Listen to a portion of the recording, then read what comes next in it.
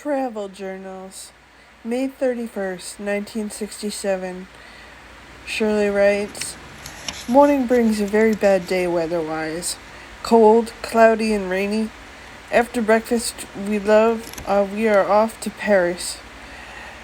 Heaters broken on bus. We were all cold. This will be a long trip. We have breakfast at 6:30 a.m. and we leave at 7 a.m. Joseph doesn't expect to be at Paris till 8 p.m. at night. Bus is cold. Make ourselves as comfortable as we can, and weather improves as we go along.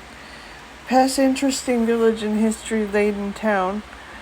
Rest stop at Troges, but first we go on through the town of Allkirch and other Alsace Lorraine territory. Hitler marched in here in 1940. People here had a time, and this territory has changed hands back and forth. Fought over before World War I and during World War II. About here, Ted offers much history along the way, but since I left my diary, I'm not able to remember as much or write it down. Forget about Best Paid Lunch by Globus, a very good one, antipasto and beef, cheese and fruit, etc. I think it was in Allkirch, which is before Basel, Switzerland, where we bought the goodies and had the rest stop. See a few women, men with wooden shoes. Mountains off from Lucerne to Basel. At Troges we have delightful pastries and buy cookies, candy, chocolate. Joseph handles the bus like no other driver can. Other tour passes us up. On the outskirts of Paris we pass them, but they arrive ahead of us anyway. We get into traffic jams that are absolutely impossible to believe. Yes, it's true about cars in Paris, worse than London or Rome. We are in open phase of Paris where our hotel St. Lazare is located. It proves to be one of the best and not far from things. Our room is large and good.